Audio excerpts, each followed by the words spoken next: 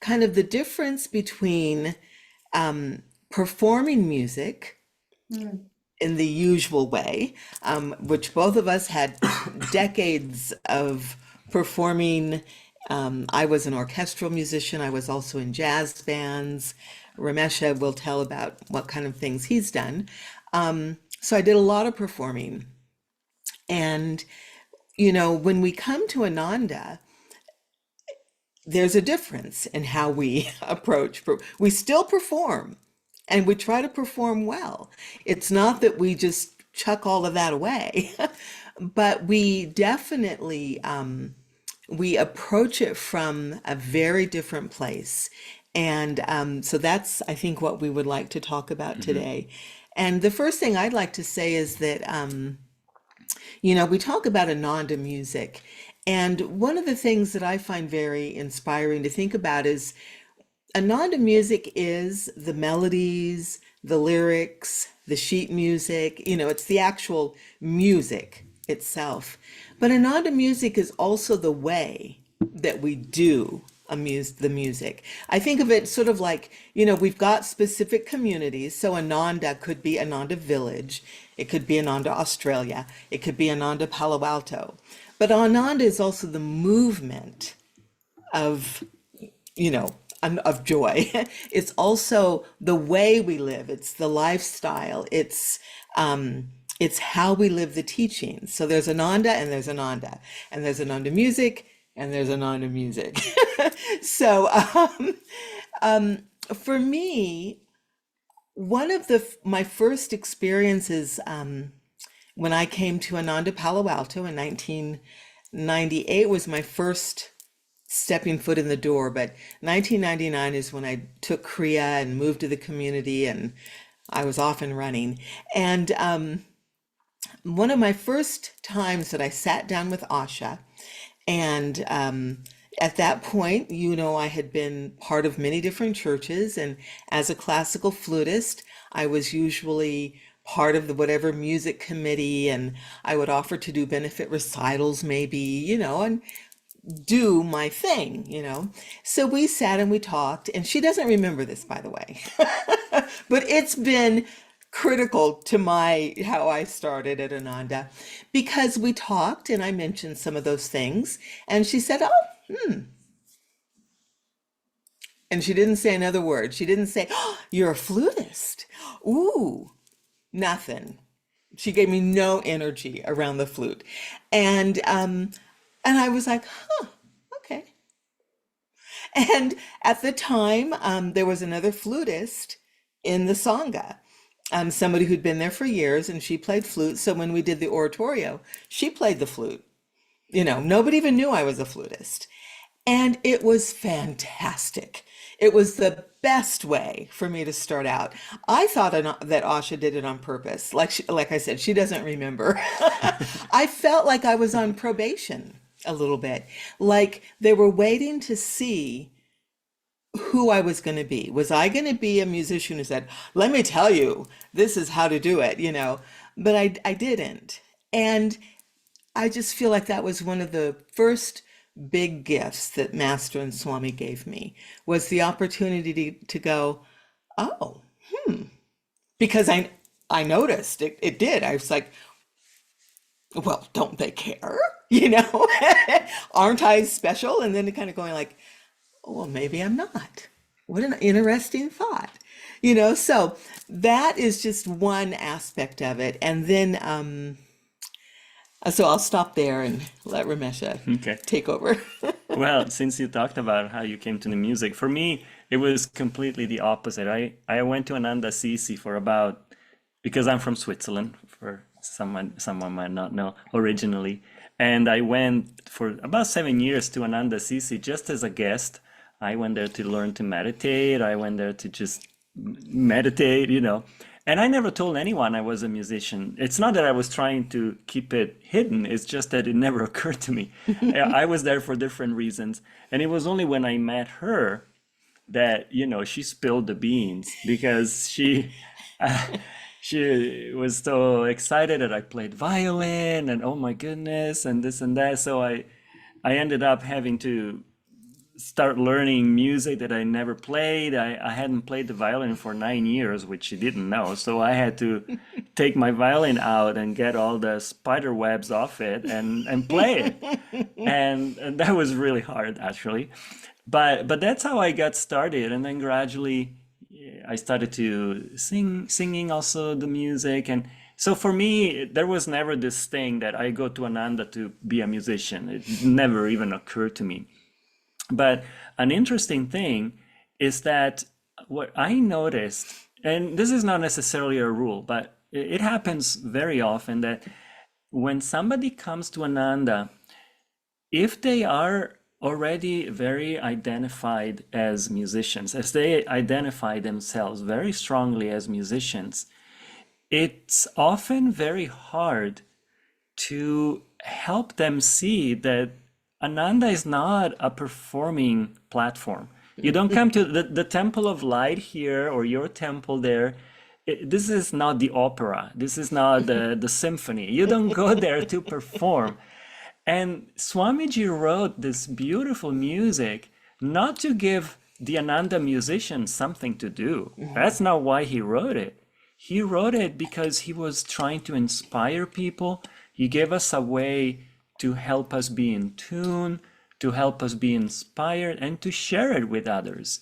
And so this has been a little bit of a learning curve for us here, directing the music, directing the choir, because, you know, as musicians, we would like to run things as musicians do. You know, like, oh, you're flat, just do something about it, or whatever, you know. But we soon realized that no, this doesn't work. Because all these people here, with just very few exceptions, are all devotees. They're not musicians.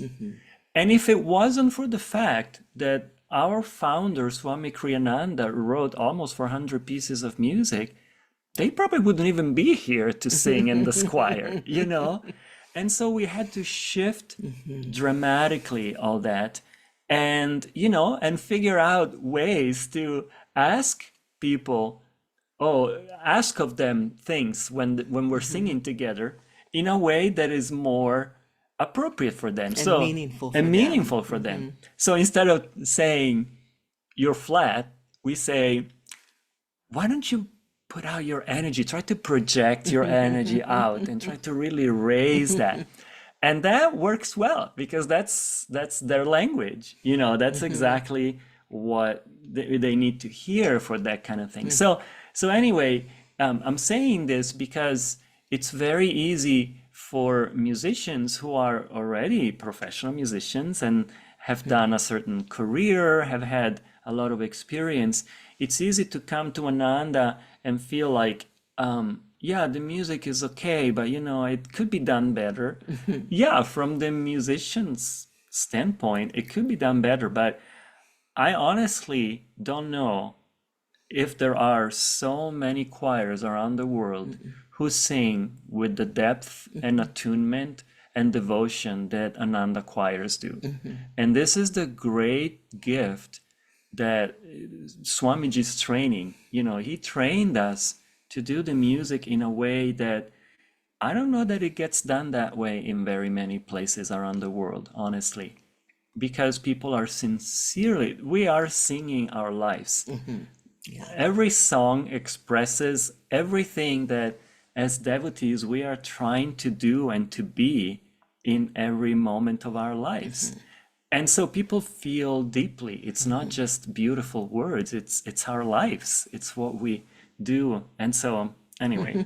Yeah, I think also it's important to remember that I think the other reason, as Ramesha was saying, that our music has an impact, you know, like I would add one little thing to how he said, the people will come and they'll think the music could be better, but often they're thinking technically better. And this is a very big distinction, because maybe it could be technically better, but the attunement, the fact that as devotees, our goal is to get out of our ego, to get out of our self-definitions, to expand. So one of the things that we encourage our choir to do is to really, we can give. Okay, how would I want to say this? We're always talking about oneness, and we know that we're all one. We know that conceptually from our teachings and from other religious teachings.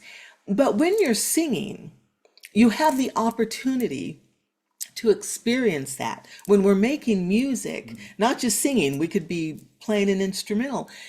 We have an opportunity to really get a real glimpse of that reality.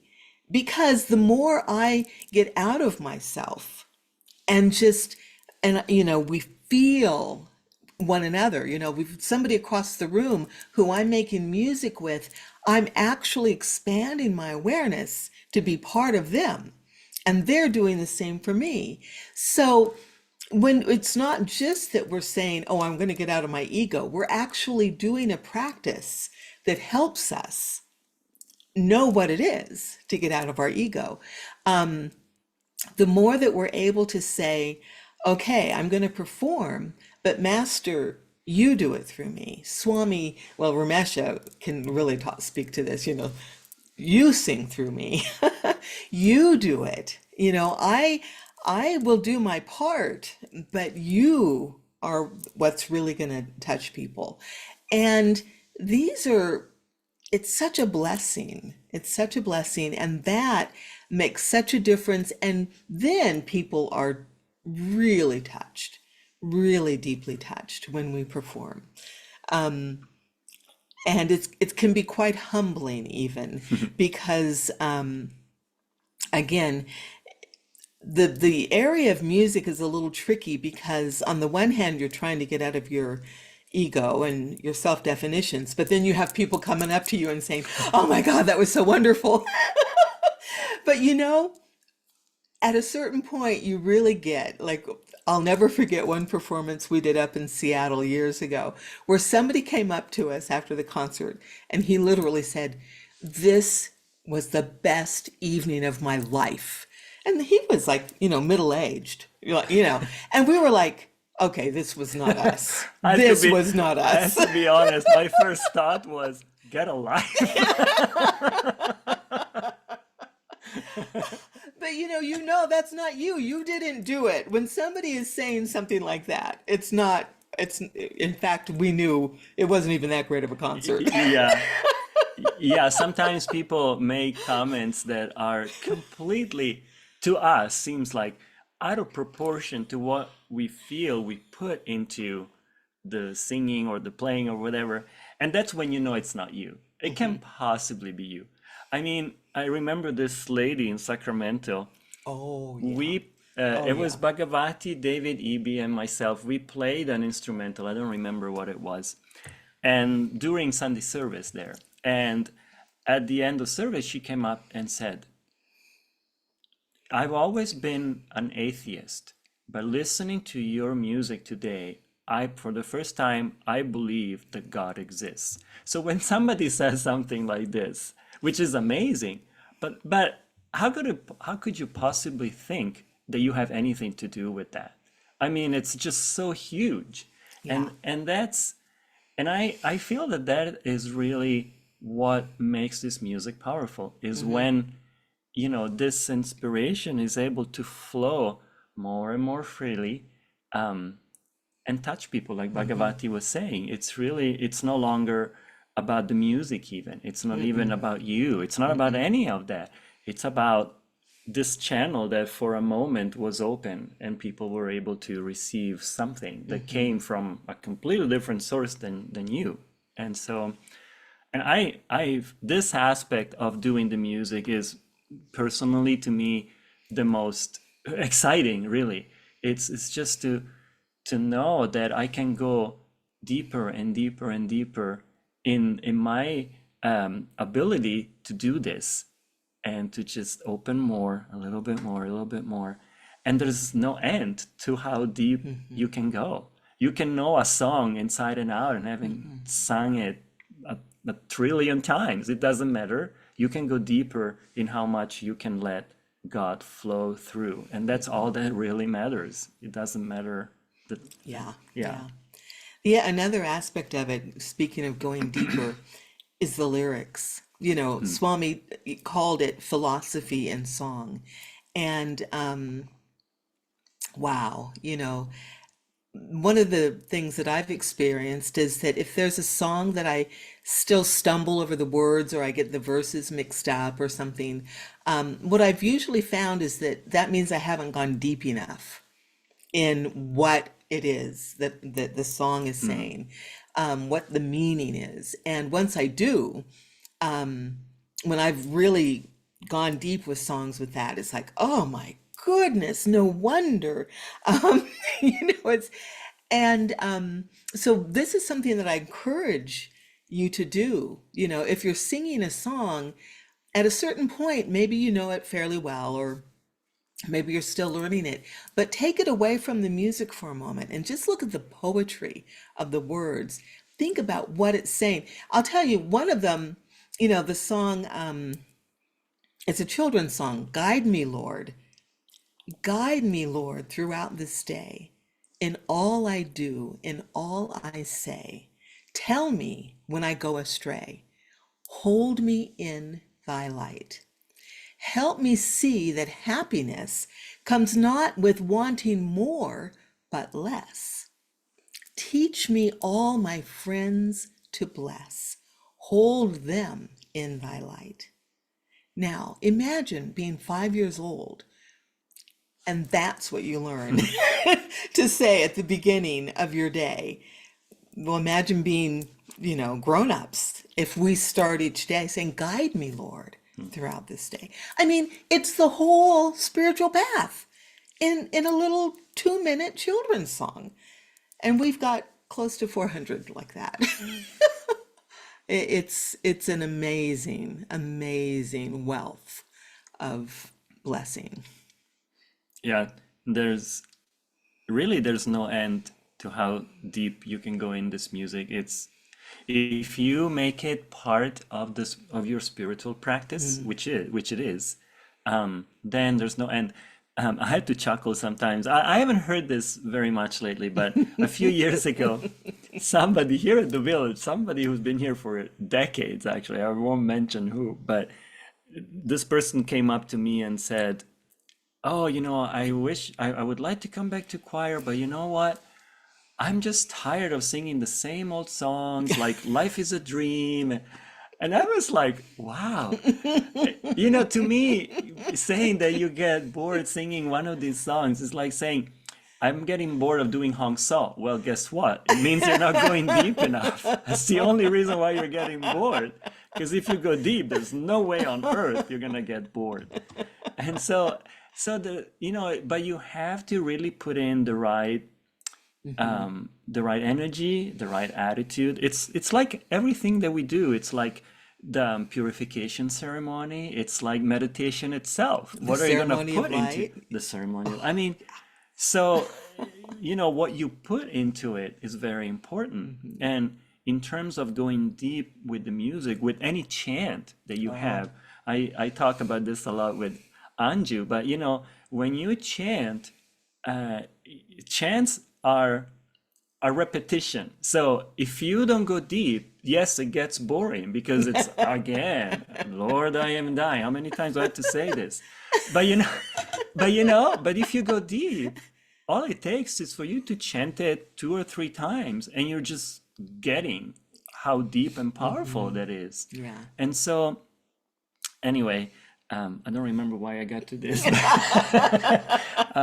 think there was a good reason, but I It don't was remember. good, It was yeah. good. Okay.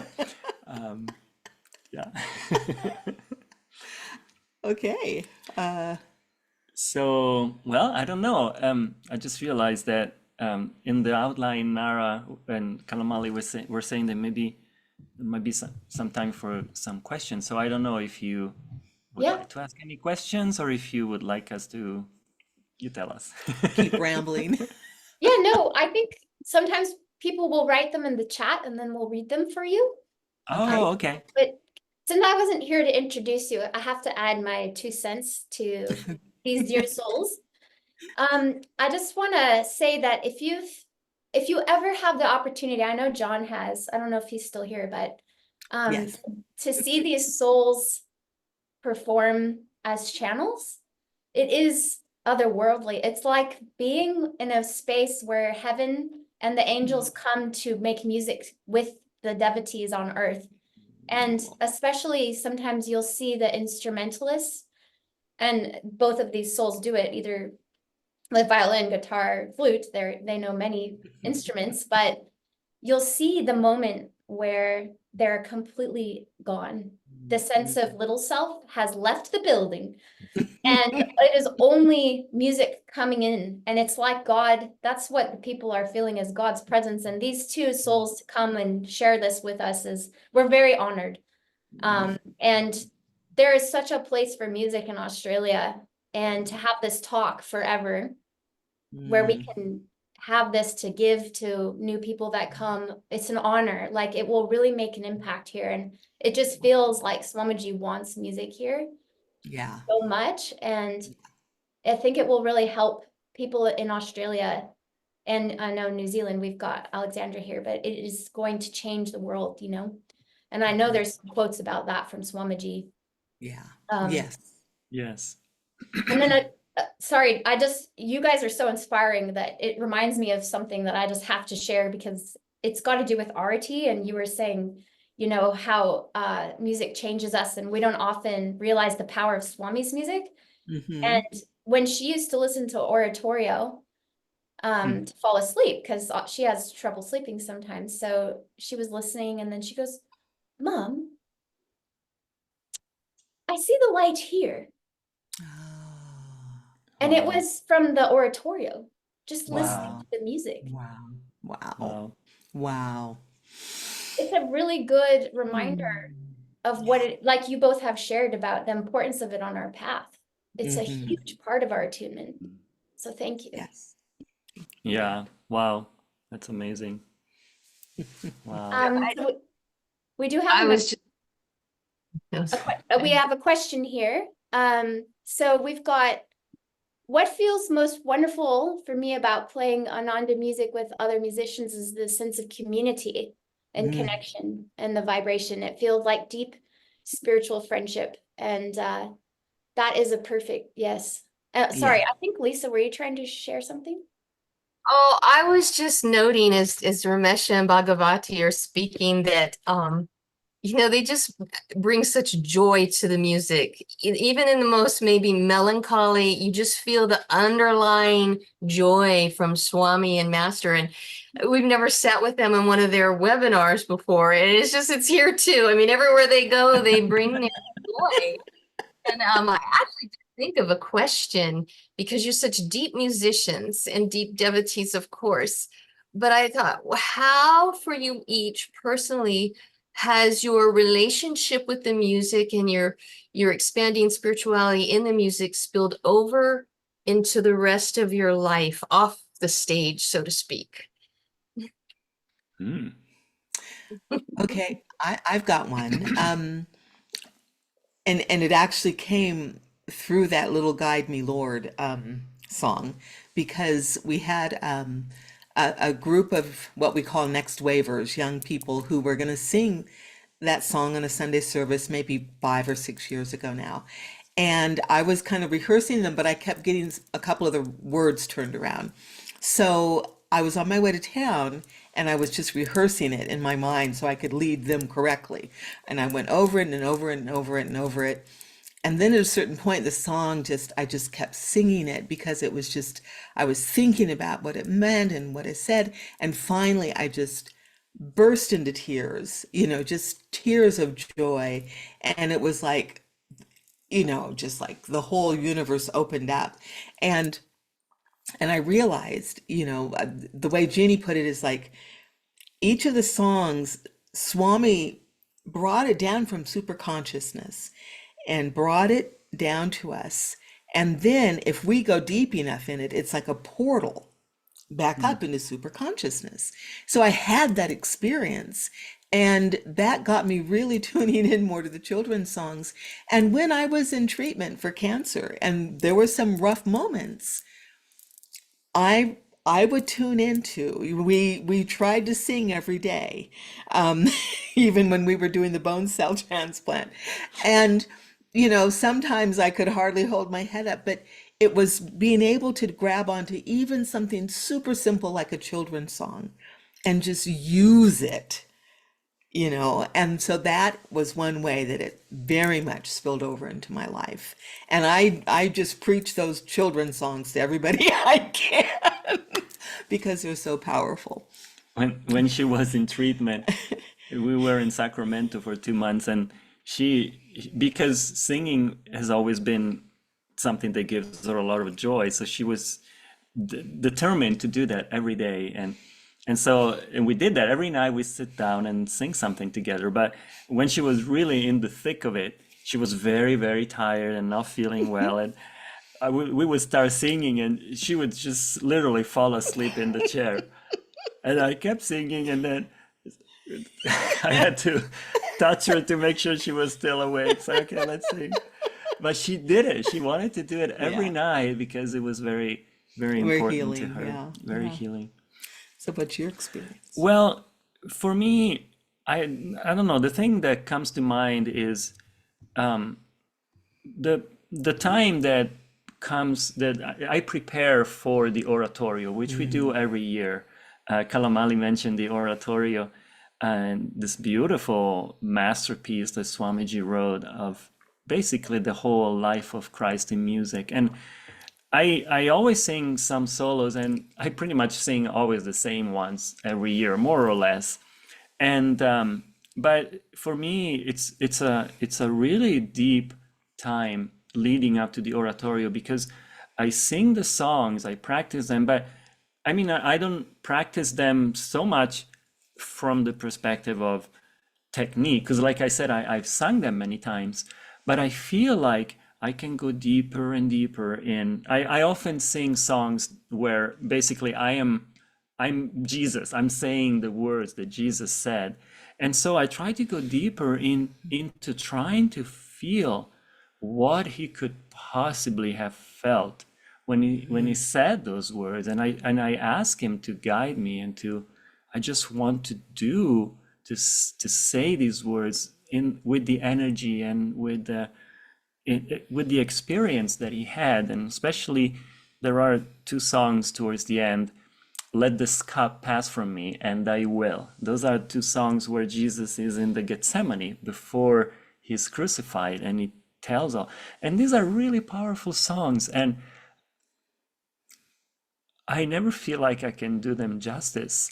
And so I want to go deeper and deeper into just, you tell me, I'm literally up there singing the song, and often while I'm singing, I'm trying to stay in tune with him and say, how can I possibly know how to say these things? And this is how I feel a lot of joy doing this. And that's what really fills my heart when I sing. It's not the voice, it's none of that. It's really this. It's like a meditation. It's really like meditating, where you go deeper and deeper, and you try to attune yourself to God more deeply. And in singing, especially those really deep songs that Swamiji gave us, I feel those are really, really special that way. So. Thank you both. I'm going to make a little observation, because you've talked about technicalities as well as attunement. And I come from a very musical background. My auntie and uncle owned a music studio, and grew up around piano accordion, not quite a harmonium, piano accordion, and some pianos. But I watch the music that you play, and even when you watch some of Swami's, and it's so interesting to watch that attunement take over. And I've seen Swami literally make mistakes but Mhm. it's just a complete change of consciousness. And then Yeah. everyone just goes, oh, right through it and on it. And it's such a beautiful example. Mhm. I think we were watching one the other day, and Dumbara completely did the wrong words, but it blended beautifully. Everyone just went, whoop. It was Yeah. just this oneness with everything that is, Yes. Yeah, and it's Yes. the yeah, difference between that. Yeah. Yeah. I will say I once heard Swami do it wasn't a whole concert, but he sang a song. This was in Assisi about 15, 20 years ago. And he'd been very ill, had a really bad cough. He had hardly it's like he had no voice, but he still wanted to perform. But he sang, and it was the most exquisitely beautiful. And I was like, but he has no voice. I remember I was still new enough that I was just like, how can this be? It was just, the voice was like an excuse for him to share his consciousness.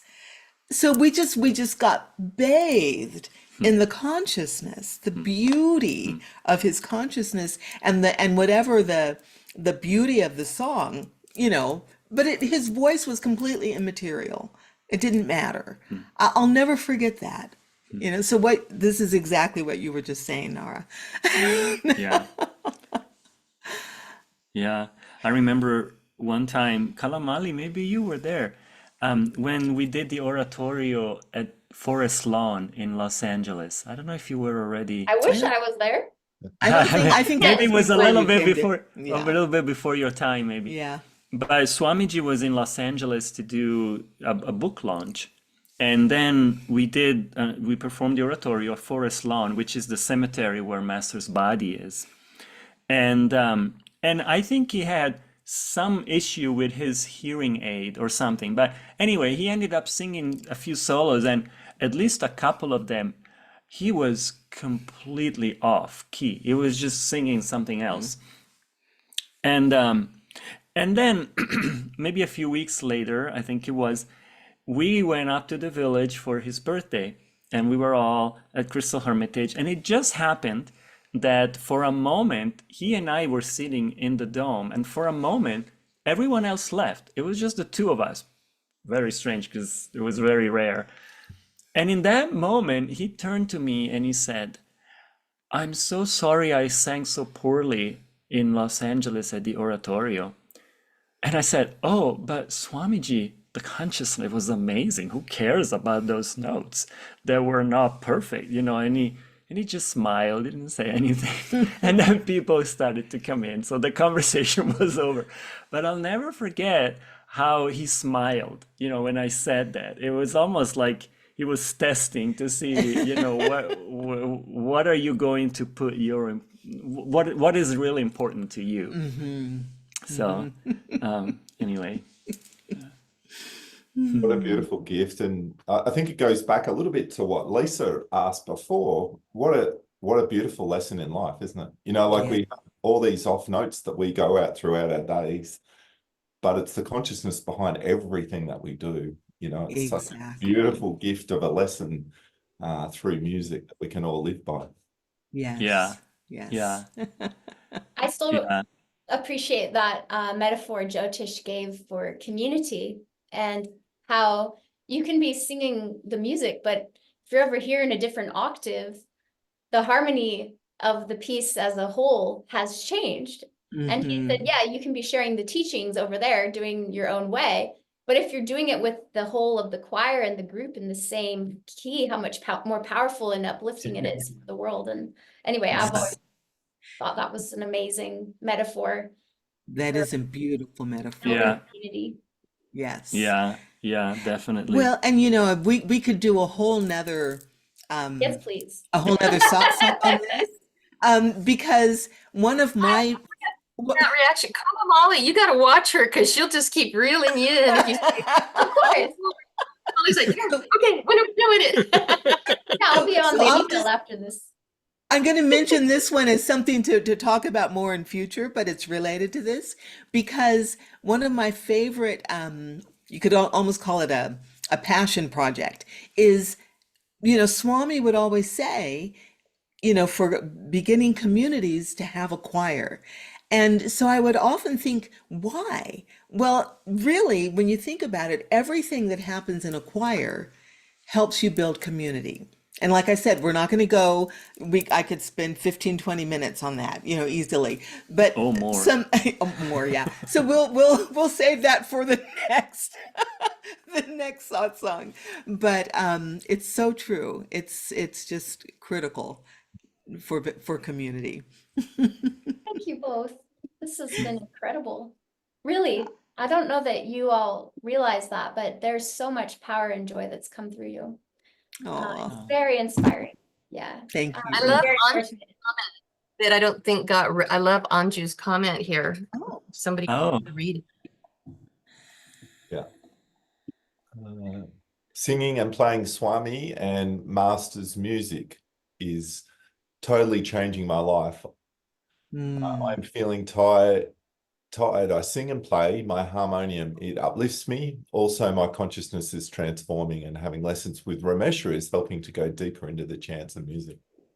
yeah. Gratitude. Beautiful. Yeah. yeah. I feel the same Thank you, way. Anju.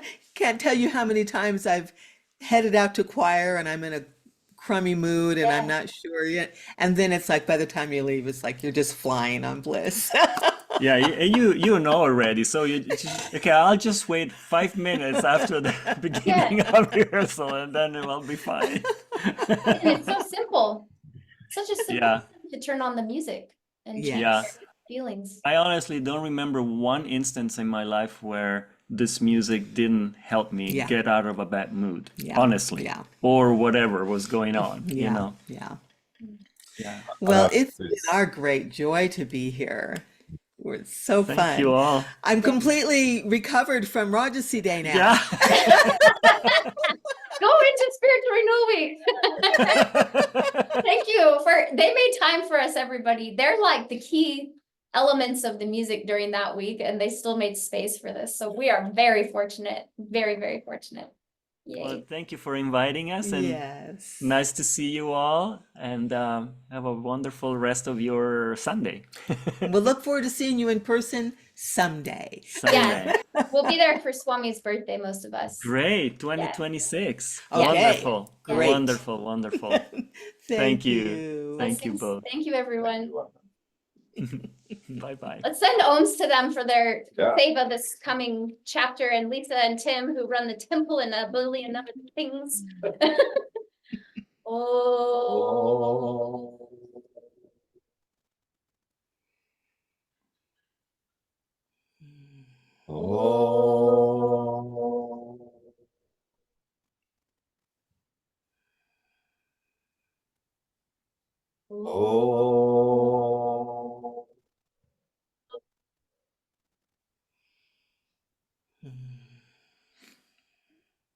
Thank you. We felt it. Thank Thank you. you. And it's wonderful to see you again. It's been so long. Blessings, everyone. Blessings. Bye-bye. Bye, everyone. Thank you Bye. for coming. Thank you, Bye. dear souls. Thank you.